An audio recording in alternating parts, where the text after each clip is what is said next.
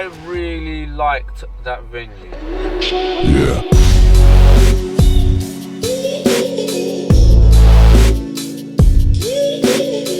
That does look futuristic, but I think this one gives me hotel vibes. No matter what we say, and no matter what DFE and Ofsted say, is our young people are not going to be at that stage where they can sit down and do an hour exam for GCSEs.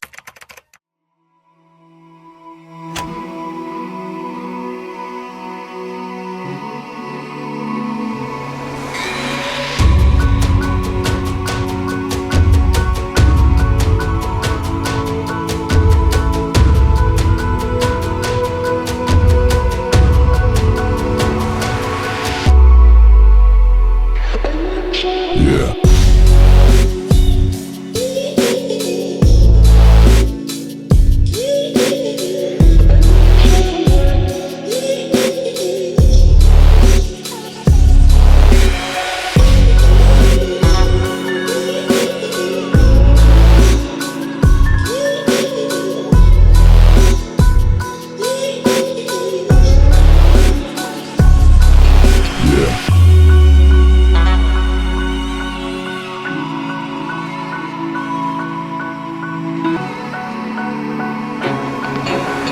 Hold on, let me put my seatbelt on. Gotta stay legal and that, you get me?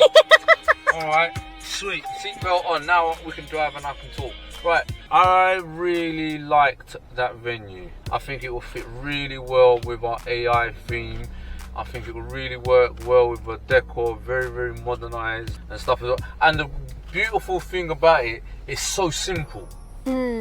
It's so simple. There is no complications to the design, you know, and I think we can make it what we want because the layout is so simple. There's no need for 5 different DJs in 5 different rooms, you know, one DJ, one music, everyone gets to enjoy food and everything else, and everyone can be together during the whole time. And look, that's the venue that we saw the other day. That does look futuristic, but I think this one gives me hotel vibes. It gives like lobby. Yeah, in a hotel lobby, and we're having an event in the hotel I think lobby. they're having an event. Oh, okay. So the question is now, you have to go and see the other venue and get videos and pictures of the last venue, and then we will make a decision on which venue that we go for. And now we also need to make a decision: do we go for a seated dinner, which then we have to sell tables in order to recruit back the money for the seated dinner? Do we go for a buffet style dinner, which will be much cheaper? Or do we just go for a drinks reception event with the live auction throughout the whole night and no food? So we got to kind of put this all on the table and think about. But you see what we have to think about, and you see how hard it is. It's not that easy. And now also we've got to look at what kind of clients or corporate partners that we can draw to a venue, an event like this as well. So lots of thinking to do. So I'm going to continue scratching my head and think and have sleepless nights. Do you know what? Because of their learning needs, age goes out the window for these kids. Yeah, it's only the advanced, it's only the more higher level students. The higher level students are the ones that will have the more like, well, why am I in this class and why is this younger? Because they're more able and capable of thinking about their future and what they're doing. It's only, you've got your low level students, they are like, you know, just above, they're probably just above non-verbal students. Yeah, and then you have them are like, then you've got your medium classes, which, you know, they're autistic or they've got ADHD at a higher level where they can't engage in a full classroom. But then you've got your higher level autistic students that can sit in the classroom and process information, you know. So that's where when you start doing enrollments on the learner, you will start doing we will help you with assessment, baseline assessment for all the learners. Yeah. So once you've done your baseline assessment for all the learners, that's when you will now identify which group that you're going to put them into. But you're doing that in that 6-month period, right? No, but the baseline assessment will be done as soon as you get the consultation letter from the local authority for that learner. Okay. Alright, cool. Within that 6 months, you will have all of the mod. Because if you follow in our toolkit, it will all be put in place. Alright, cool. Let me go back, talk to my team, and I'll get back to you soon. Yeah. But look, you should not rush it.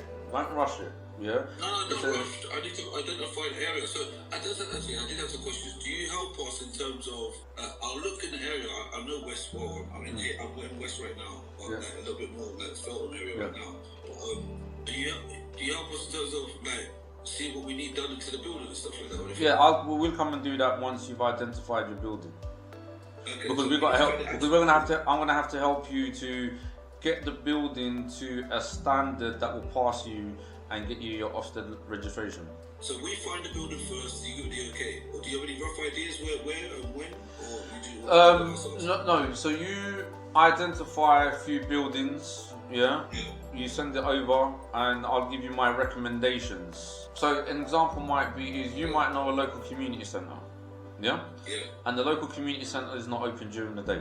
Yeah? You might be able to secure a deal with the local community centre or even the local football club and secure a space in their building for you to operate from.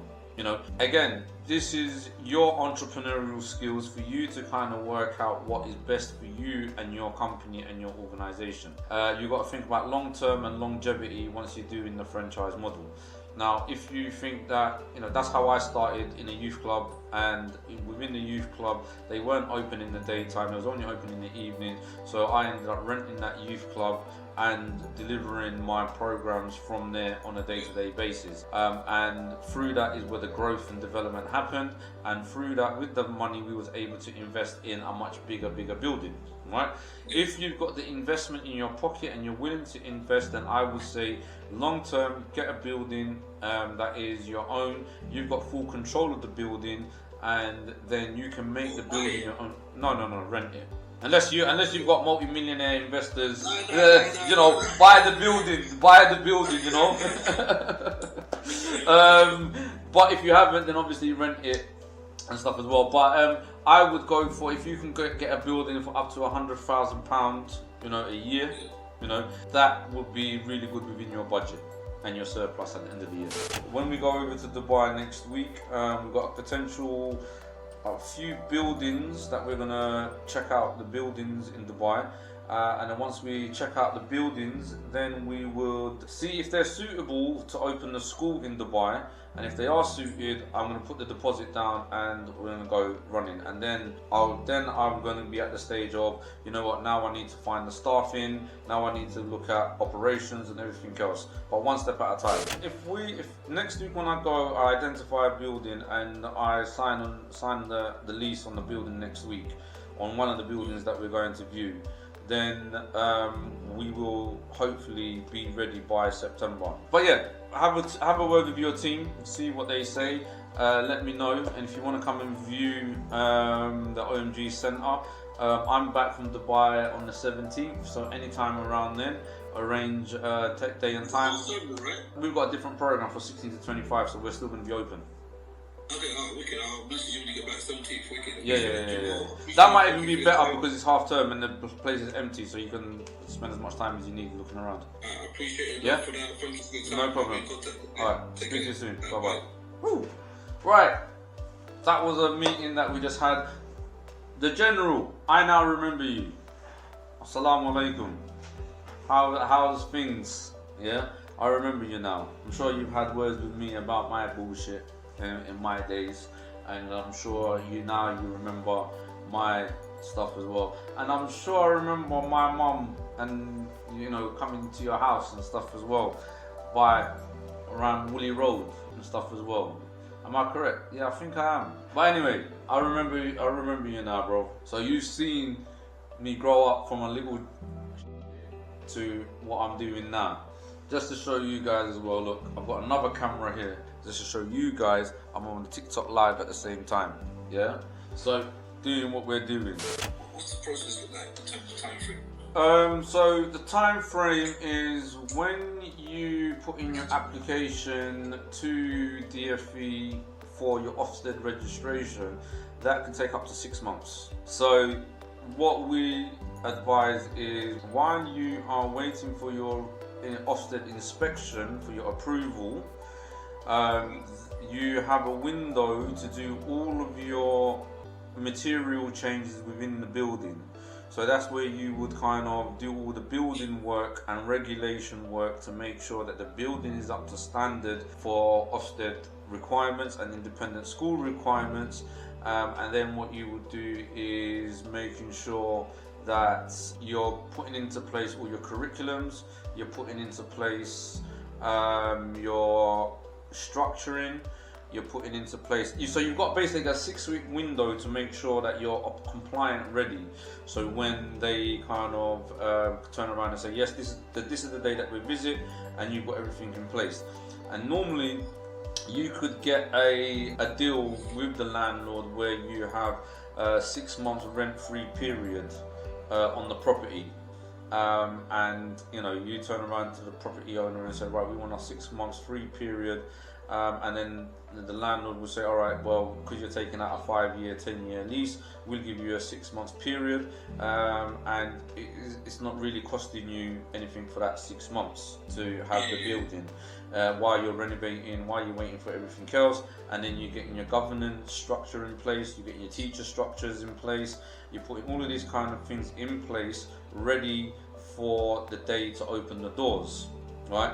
And while you are waiting for the go-ahead from Ofsted, this is while you will be kind of building up your relationship within your local area with the schools and the local authority to let them know that you're going to be opening the centre and this is the day that you're going to be opening the centre. And then that's when you kind of start getting your referrals in, and then you have your Senko to look through the EHCP plans and everything else, and start putting costings together and a start date for the learners. That's how we kind of put it all in place, because we would have a lot of the referrals ready to go for you. As soon as you get the green light from Ofsted, we would have the local authorities already negotiated and put in place to say, they can start on this date and this is the centre that they're going to be at.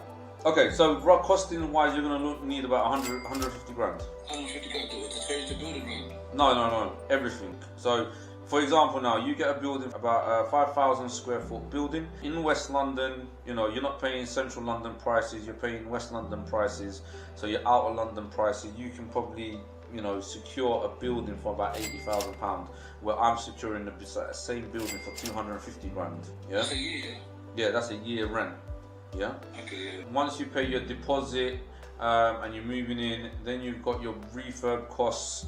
You're looking about 50k right there. Then you've got 100k sitting in your reserves for your staffing costs, right, and your operation costs. Because if you are going to, for example, now you nominate yourself to be the head teacher, okay? Yeah.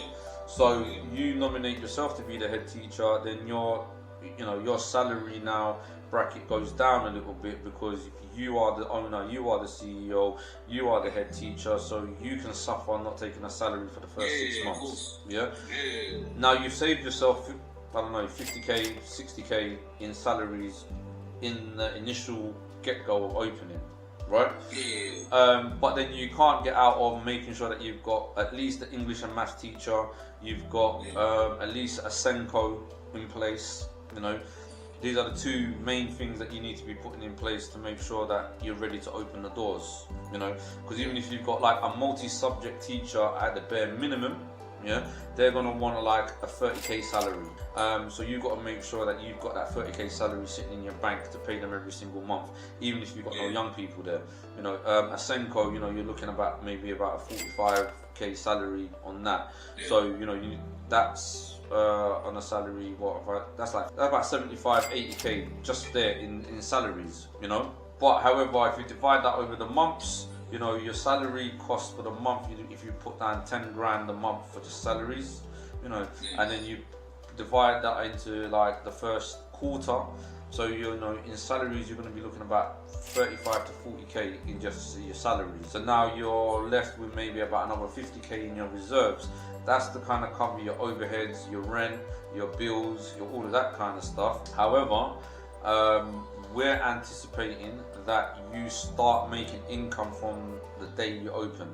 Yeah. So if you've got like maybe 5 young people that are registered to be and enrolled in your school, then you can invoice immediately, and within the first month of you opening, your invoices are getting paid by the local authority. So now your cash flow is doubled because you've got more money to play around with.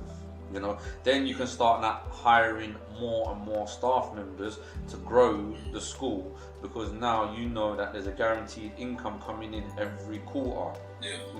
And then by the end of the academic year, you should be at a more full capacity. Yeah. So that's how it kind of works on the business side of things as well. While all of that is happening, you are now the one that is kind of overseeing and regulating it all, where you're having constant communication with myself for any help, support and advice, and then my team will be there at disposable to be making sure that they are coming in and giving you that compliance support as and when you need it. No, that sounds amazing. I just wanted to check in terms of, do you have any rough guidance on, let's say first of all, let me just channel my questions. What model do you lead with? Do you lead with subject specialists or more of a primary model, where you've got someone that stays with the children for all of the subjects? So we've got subject specialists. So an English teacher that would be the English teacher for the whole school. A maths teacher so a maths teacher that would be a maths teacher for the whole school. However, then you've got a multi-subject teacher, and a multi-subject teacher would be your humanities, RE, geography, all of that kind of stuff for the whole school. So let's just say you're working with 30 kids. You don't need to have year specific teachers, because there's only 30 kids, and there's going to be a maximum about 5 in each group or in each class. So the teacher has got capacity in order for them to plan, prep lessons throughout the whole day for all year groups and stuff as well. However, our model is not year 7, 8, 9, 10 and 11. Our model is low, medium and high groups. So if the young person now is low level, and they are year 11, and because of their ADHD, because of their autism, they are low level, they would be in a low level class, regardless of their age. That's good. So then that means the teacher that is planning for that level can plan one lesson catered for that level. Because if I have, just for example, I have a year 11 classroom, and I've got one with low level, one with high level and one with medium level, that teacher now has to do 3 individual learning plans and 3 individual lesson plans, whilst there's 3 different levels of student in that classroom. So what we've decided to do is to cater for SEN. So we said, alright, what we'll do is have 3 different levels.